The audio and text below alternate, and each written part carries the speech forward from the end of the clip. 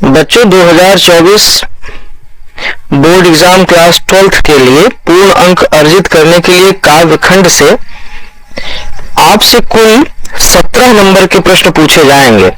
एक अंक के प्रश्न 6 होंगे।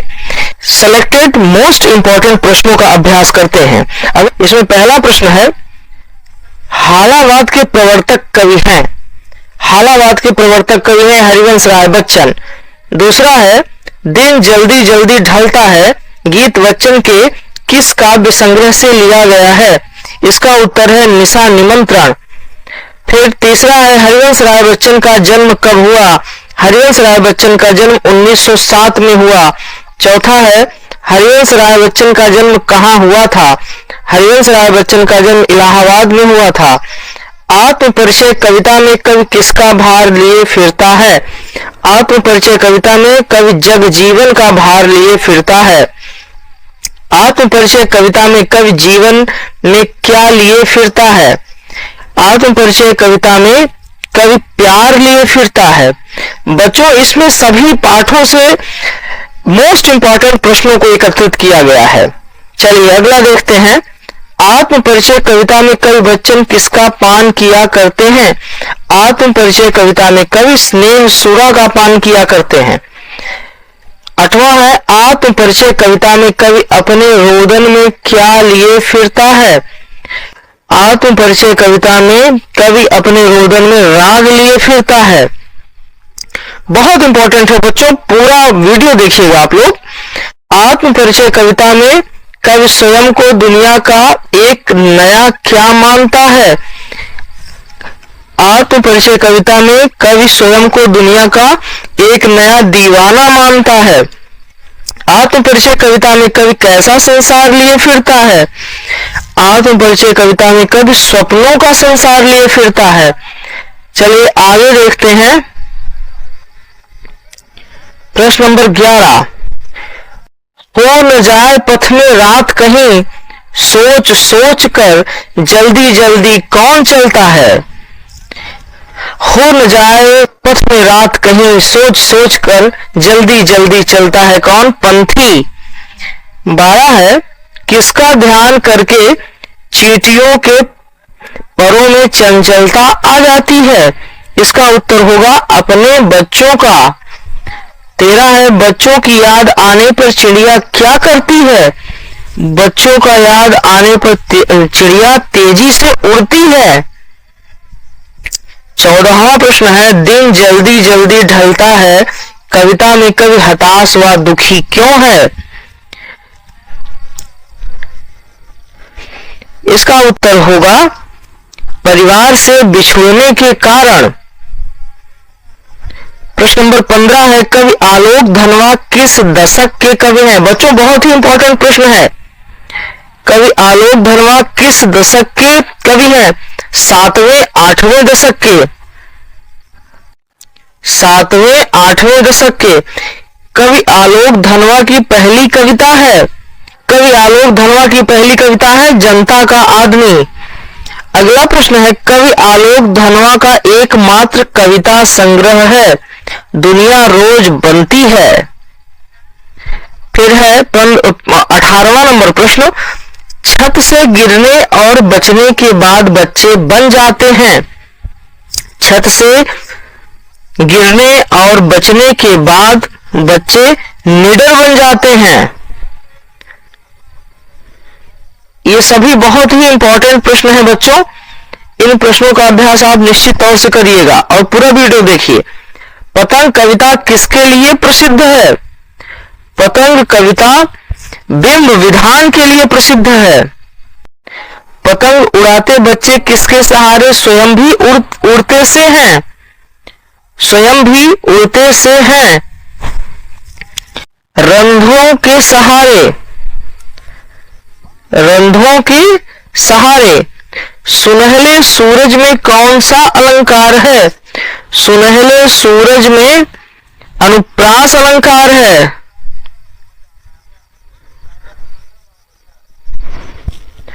सुनहले सूरज में अनुप्रास अलंकार है। खरगोश की आंखों जैसा लाल में कौन सा अलंकार है? इसमें उपमा अलंकार है। सबसे तेज बौछारों का माह होता है भादौ। सवेरे की तुलना की गई है, सवेरे की तुलना की गई है खरगोश की आंखों से। शरद क्या चलाता हुआ आया? साइकिल। चिड़िया अपने पंखों के सहारे उड़ती है और कविता किसके सहारे उड़ती है? कल्पना के सहारे। कविता के पंख लगा उड़ने से क्या तात्पर्य है? कविता के पंख लगा उड़ने से तात्पर्य है कल्पना करना। बहुत ही इंपॉर्टेंट प्रश्न है बच्चों। इन सभी प्रश्नों के परीक्षा में आने की प्रबल संभावना है। प्रश्न नंबर 28 देखते हैं। प्रश्न नंबर 28 है, कविता बिना मुरझाए सदियों तक महकती रहती है, इसका आशय क्या है? कवि कालजयी है। कविता का प्रभाव सदियों तक बना रहता है। कविता का सौंदर्य कभी समाप्त नहीं होता। उपर्युक्त सभी। इसका उत्तर होगा द नंबर। कविता के बहाने कविता में किनके साथ समानता व असमानता दर्शाई गई है? बच्चे, फूल और चिड़िया। बच्चे, फूल और चिड़िया। किसकी चूड़ी मर गई है? किसकी चूड़ी मर गई है? बात की। रघुवीर सहाय की कविता कैमरे में बंद अपाहिज उसके किस काव्य संग्रह से ली गई है? लोग भूल गए हैं। देखिए बच्चे, हम लोग क्रम से एक एक पाठ के मोस्ट इंपॉर्टेंट एमसीक्यू हल कर रहे हैं। आप लोग पूरा वीडियो देखिएगा। कैमरे के सामने लाया जाता है कौन? एक अपाहिज को। हम समर्थ शक्तिवान हैं, ये कहां बोलेंगे? हम समर्थ शक्तिवान हैं, ये कहां बोलेंगे? दूरदर्शन पर। कवि के अनुसार प्रातःकालीन आकाश किसके जैसा लग रहा था? नीले शंख जैसा। कैसा लग रहा था? नीले शंख जैसा। उषा का जादू कब समाप्त होता है? उषा का जादू सूर्योदय होने पर समाप्त होता है। कवि ने नीले जल में झिलमिलाती देह की तुलना किससे की है? कवि ने नीले जल में झिलमिलाती देह की तुलना भोर के नभ से की है।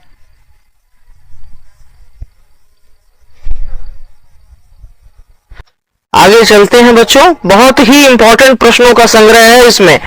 आप लोग वीडियो को बिल्कुल मिस नहीं करिएगा। शंख का रंग होता है, शंख का रंग होता है नीला। चौका लीपा जाता है, चौका लीपा जाता है राख से। कवि निराला की कविता बादल राग उसके किस संग्रह में संकलित है? इसका उत्तर होगा अनामिका। बादल राग कविता में कुल खंड हैं 6। बादल राग कविता में गगन स्पर्शी स्पर्धाधीर कहा गया है बादलों को। संसार में सभी लोग मुख्य रूप से किस लिए काम करते हैं? पेट भरने के लिए। तुलसीदास के अनुसार पेट की आग को कौन बुझा सकता है? पेट की आग को श्री राम बुझा सकते हैं। तुलसीदास के अनुसार समाज के सभी को किसका अभाव है? आजीविका का। आंगन में गोद में मां किसको लिए खड़ी है? आंगन में गोद में मां अपने बच्चे को लिए खड़ी है। अत्यंत इंपॉर्टेंट है ये सभी, मोस्ट इंपॉर्टेंट प्रश्न है बच्चों।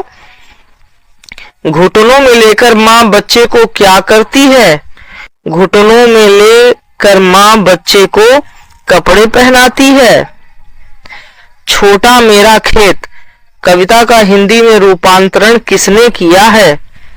छोटा मेरा खेत कविता का हिंदी में रूपांतरण भोला भाई ने किया है, भोला भाई पटेल। आकाश में कौन उड़ रहे हैं? आकाश में बगुले उड़ रहे हैं। किसके अंकुर फूटते हैं? शब्द के अंकुर फूटते हैं। समन्वयवादी कवि कहा जाता है गोस्वामी तुलसीदास को। फिराक गोरखपुरी का वास्तविक नाम है रघुपति सहाय। फिराक गोरखपुरी को किस कृति के लिए ज्ञानपीठ पुरस्कार प्राप्त हुआ है? फिराक गोरखपुरी को गुले नगमा कृति के लिए ज्ञानपीठ पुरस्कार प्राप्त हुआ है। बच्चों, ज्ञानपीठ पुरस्कार हिंदी साहित्य का सबसे बड़ा पुरस्कार है। जन्म से ही अपने साथ लाते हैं कपास में कपास शब्द से क्या अभिप्राय है? कपास शब्द से अभिप्राय है बच्चों कोमलता। कवि कुंवर नारायण की कविता बात सीधी थी पर उनके किस काव्य संग्रह से ली गई है? कोई दूसरा नहीं। रीतिकालीन कवि हैं भूषण। हिंदी पद्य साहित्य को बांटा गया है। हिंदी पद्य साहित्य को 4 कालों में बांटा गया है। ये हुए बच्चों हमारे बहुवैकल्पिक प्रश्न। अब हम लोग आगे पढ़ेंगे गद्य खंड के बहुवैकल्पिक प्रश्न, अभिव्यक्ति एवं माध्यम खंड के बहुवैकल्पिक प्रश्न, काव्य बोध और भाषा बोध। क्रम से सभी वीडियो आप लोग अवश्य देखिएगा। धन्यवाद।